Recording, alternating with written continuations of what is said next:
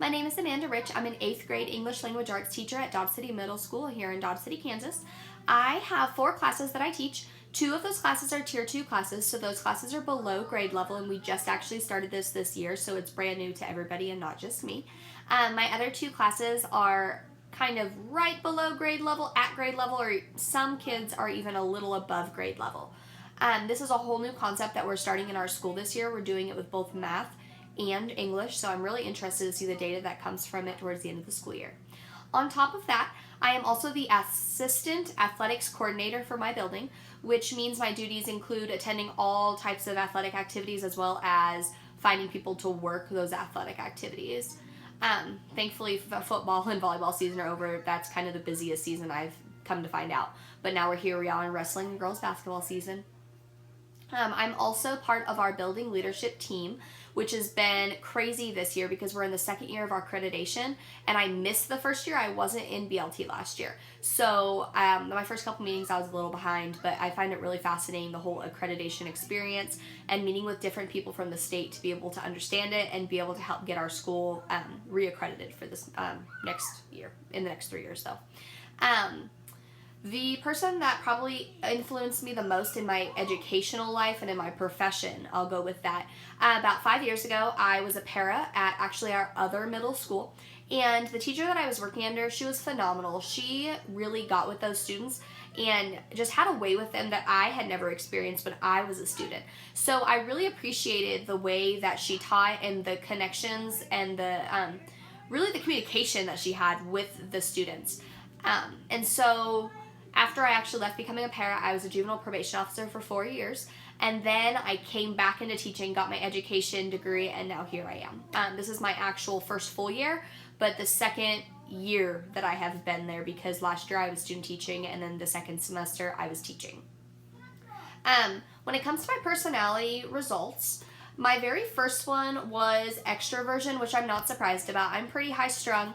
But I wasn't always like this. I kind of came a point into my life a couple years ago when I really realized that my attitude and my outlook are completely changeable by me and by me alone. So after I came to that realization, I really started putting it out there and putting out what I wanted in myself. My second highest factor was intellect and imagination, and I had been reading about that one, and I agree with that as well because I'm not traditional, and I like to think out of the box and be really creative as much as possible. Agreeableness was my next factor, and I believe I'm fairly optimistic, and I'm pretty friendly. I try to be mediator whenever possible, and that's what stuck out to me the most in this. I remember even when I was younger, like in elementary school or the dramatic years of middle and high school, I was always the mediator between people, and I still to this day see myself being the mediator between my students and between other adults, not even just in my building, but adults in general. My next one was conscientious, which is actually my second lowest. It's defined as being careful and diligent, and people that score lowest on this are usually disorganized, and I have to say I could probably see that, but only in different ways. At my school, I'm super organized. I have everything in folders. Everything is in color-coded binders. All of my units and everything that I purchase on Teachers Pay Teachers is all completely organized. My classroom is very organized.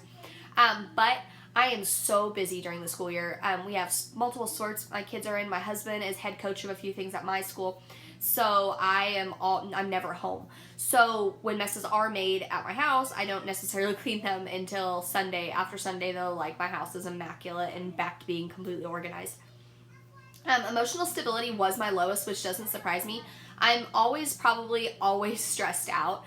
From the outside though, I know that I look like I'm handling it pretty well, but on the inside, I'm in a complete frenzy. I really need to get better at scheduling things maybe a little better and giving myself time to have things scheduled. My 2 leadership theories that I mostly aligned with / really admire were democratic leadership and situational leadership. When it comes to democratic leadership, I'm pretty blessed. My building, it follows this basically to a T. When we were in my BLT meeting a couple weeks ago, we met with people from the state, and they were wanting us to make a decision like then, and my principal was like, no, I'm sorry, we have got to meet with the rest of the school. And so I really admire that, and that alone gave me a little bit more admiration for my school as well as democratic leadership. I definitely see myself as somebody who would take this to heart and do a really great job with it. But I also really like situational leadership. I believe that there's a time and a place for everything, and it's best for people to be making people to make decisions that have some type of buy-in for it and are very well informed. And so when it comes to situational leadership theory, I really, really like it. I like the telling, the selling, the participating, and delegating. And I like that it talks about how it's not just the maturity of people, but it's also their level of competence and commitment to whatever they are trying to make a decision for.